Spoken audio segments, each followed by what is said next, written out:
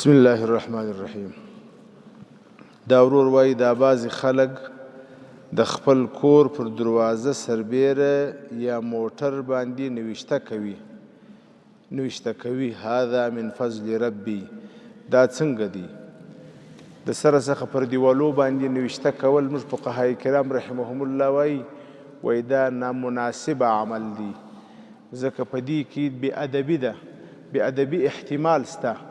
سبا باران پر کیږي چې باران پر وسي بیا هغه توري راورجیږي بیا لویږي په خاورو کې، او یا که دا رقم یو کمزوري ځای نوشته سوي وي نو هغه کمزوري نوشته چې په داسې کمزوري ځای سوي وي هغه بیا کله کله حیوانات راځي، حیوانات نجاست پر کوي یا بله پر کوي، نو دا بېادبي هم ورسره تړلې ده. خو که دا رقم ځای وي چې په هغه ځای کې سړی پوهېږي چې نه بېادبي احتمال سته نه بل مشکل سته، لکه اوس ګوره زموږ په دې دغه باندې سر کې هلته ګوره آیات کریمه نوشته دي، آیت الکرسي نوشته ده، دلته اوس نه باران پر کېږي نه بېادبي سته، بیا مشکل نه لري. بیا کله کله داسې یو آیات کریمه سړی ونوشته کړي چې په هغه آیات کریمه کې یو عبرت وي، ډېره ښه ده. دغه آیات کریمه چې هذا من فضل ربي، دا نعمت چې دی دا زما د رب فضل دی، ډېره ښه خبره ده. خو زه دا ملګرو ته کله کله وایم همدغه آیات چې نوشته کوئ تر دې آیات وروسته بله جمله د هغه هم سره نوشته کوئ، د آیات پوره نوشته کوئ. لیبلوني ااشکر ام اکفر. هذا دا کور من فضل ربي، دا زما د رب فضل دی. هذا دا موټر من فضل ربي، زما د رب فضل دی، او زما رب فضل دی بالکل صحیح ده. خو لیبلوني، زما رب پر ما باندې دا احسان څه لپاره کړ دی؟ لیبلوني، چې ما امتحان کې اشکر، زه د خپل رب شکر کوم، ام اکفر، که ناشکري کوم.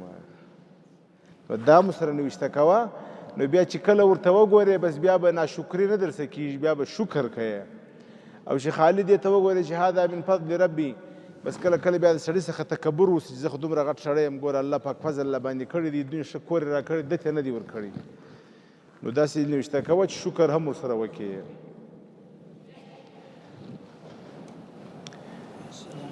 دا بل ورور پوښتنه کوي،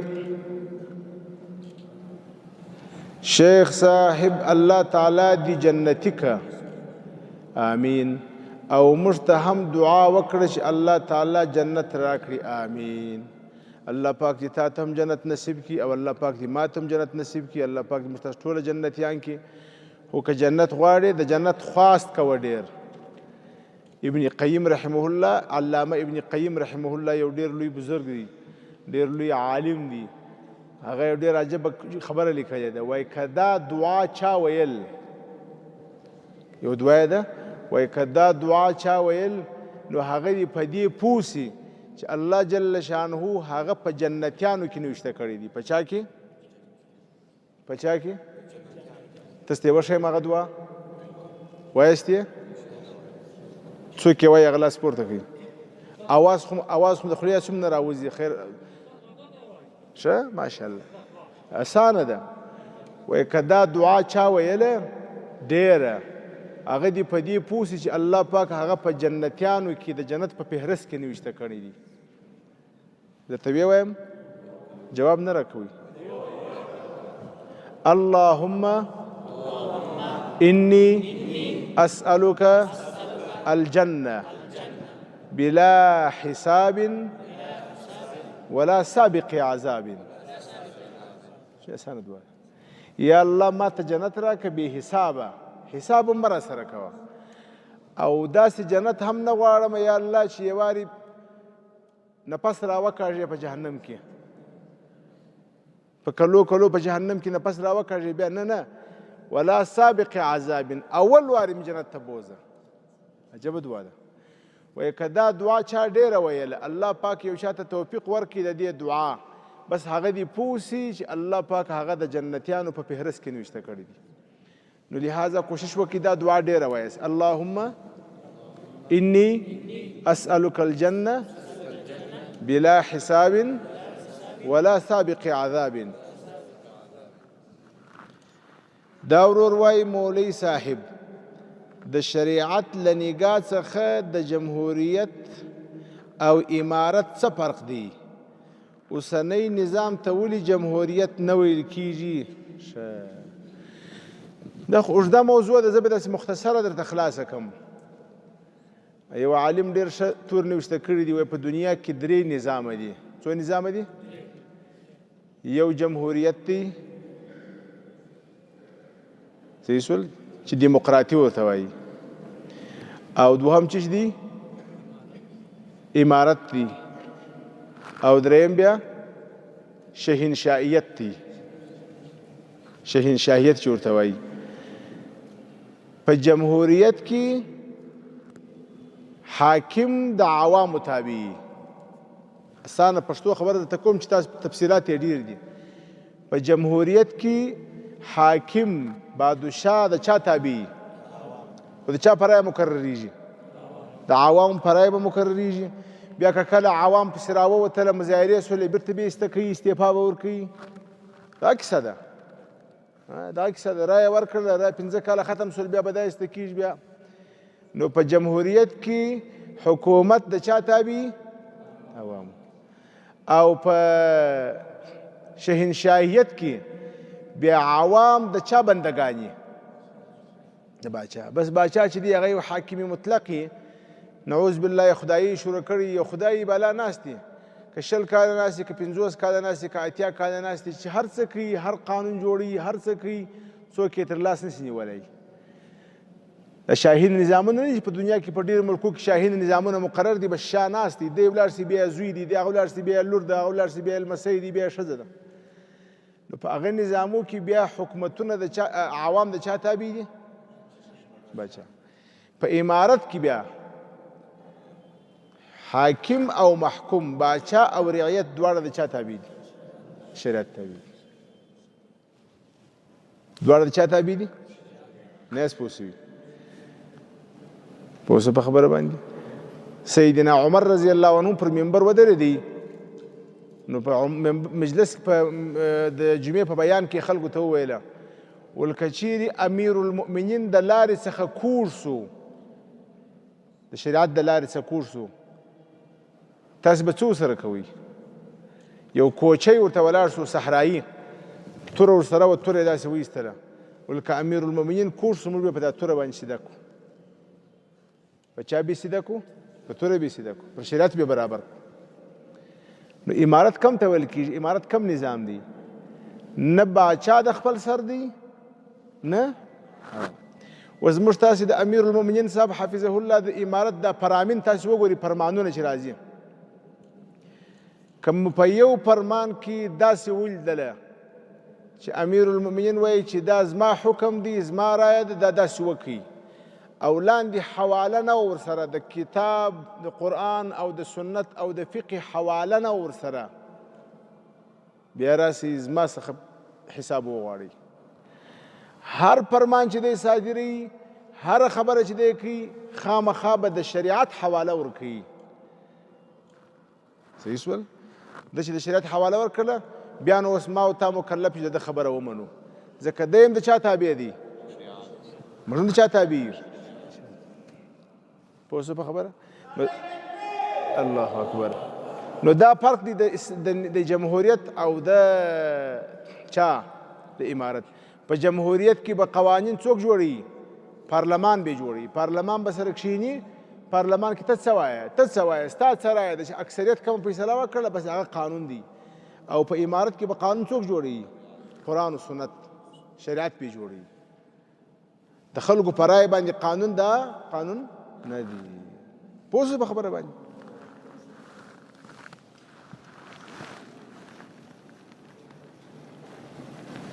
چیز دی مولوی صاحب؟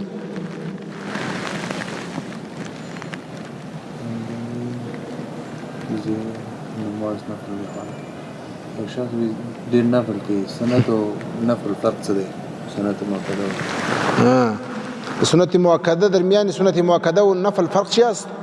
سنت کی است؟ سنت بغیر ضرورت ترک کردن گناه است و نفل کی است؟ و اختیاری است. شما میخوانی اجازت داری، نمیخوانی اجازت داری او بری شما است او نمو یک زیادت است ولی سنت کی است او نمو ضروری است و دوهم او نمو سنت کی است مکملات است بری فرض اگر از ما و شما در فرض کدام غلطی و خطا شد تکمیلی او نمو به سنت میشه.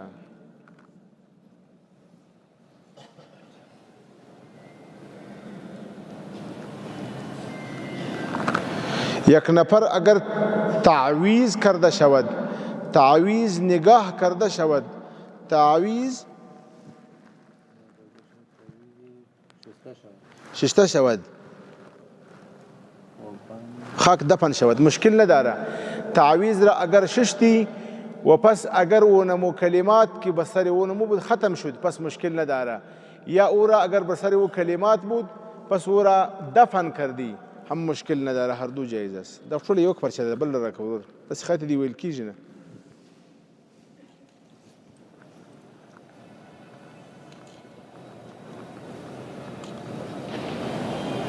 مسافر چې لمونځ کوي د پوره لمونځ نیت به کوي نه مسافر لمونځ تنها کوي یا 2 رکعاته به کوي د 2 رکعات نیت به کوي نیت کوم خاص لمونځ کوم 2 رکعات مسافر چې لمونځ کوي په چا پسې کوي په مسافر امام پسې کوي د 2 رکعات نیت به کوي که مسافر لمونځ کوي په مقیم امام پسې بیا به 4 رکعات نیت کوي.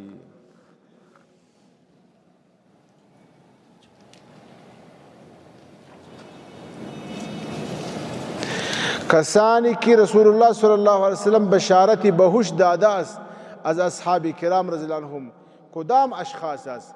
10 مبشره بالجنة أبو بكر في الجنة عمر في الجنة عثمان في الجنة علي في الجنة طلحة بن عبيد الله في الجنة زبير بن العوام في الجنة سعد بن أبي وقاص في الجنة سعيد بن زيد في الجنة أبو عبيدة بن الجراح في الجنة عبد الرحمن بن عوف في الجنة اینمی 10 مبشره گفته میشه غیر از او دیگر زیاد صحابه کرام است که به اونام نبی علیه السلام طور بشارت داده.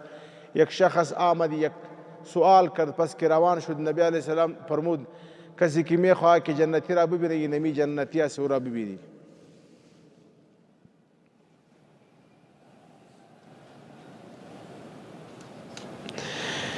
شخصی که قبل از اذان روزه خورد قبل از اذان روزه بخورد 1-2 دقیقه قبل از اذان به فراموشی خورده شود چه حکم داره؟ اذان مهم نیست وقت مهم است. اگر غروب آفتاب شده ولی اذان نشده شما روزه را خوردی پس اینمی روزه مشکل داره خب وقت غروب آفتاب شده. اگر غروب آفتاب هم نشده پس اگر 1 دقیقه هم مانده و شما روزه را خورد اینمی روزه قضا لازم است. اگر قصدن خوردی قضا و کفاره هر دو لازم است. اگر سهوا خوردی پس قضا لازم است.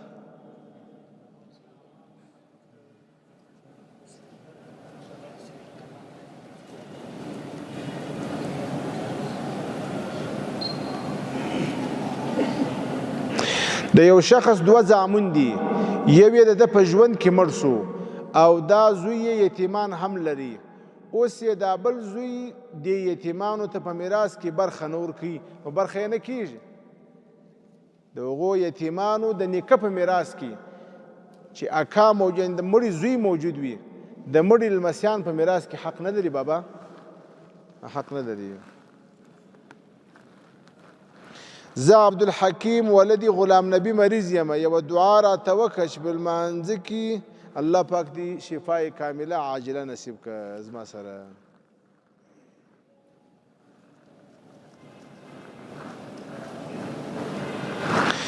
زما یو ملګری په پاکستان کې بندي دی نوم یې جلال دی یو خاص دعا ورته وکړه الله جل شانه دی په عافیت او سلامتیا سره غنیمتو خپل کور ته راورسوي.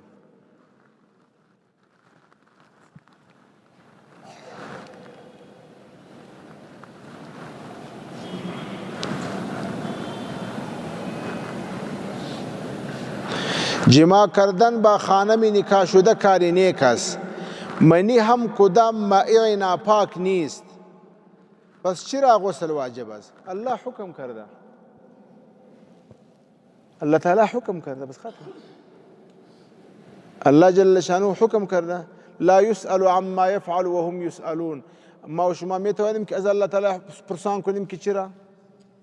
الما و چرا روز جمعه 2 رکعت نماز میخوانیم و روز شنبه و یک شنبه و دوشنبه 4 میخوانیم؟ فرض چرا؟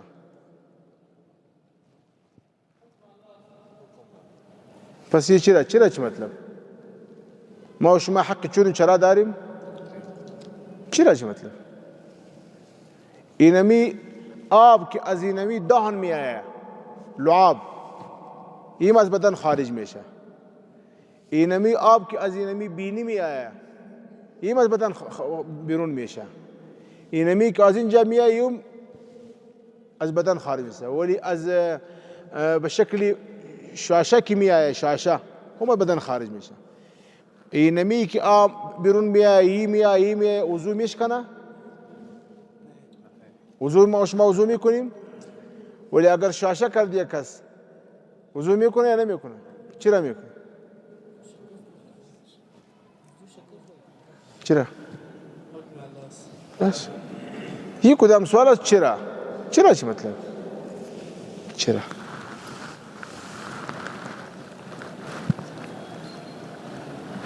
مفتي صاحب ته افتاء مخکې ارکې کوله وسیه کوي او کنه نه؟ هغه د مدرسه ختمه سوله که کوي چرته یې کوي؟ زه په احسن العلوم کې کوم، په عبدالله ابن مسعود کې تخصصات عبدالله ابن مسعود کې هلته یې کوم تخصص، هلته زه استاذ یم، هلته ولاړ شه داخله وکړه د خیر سره.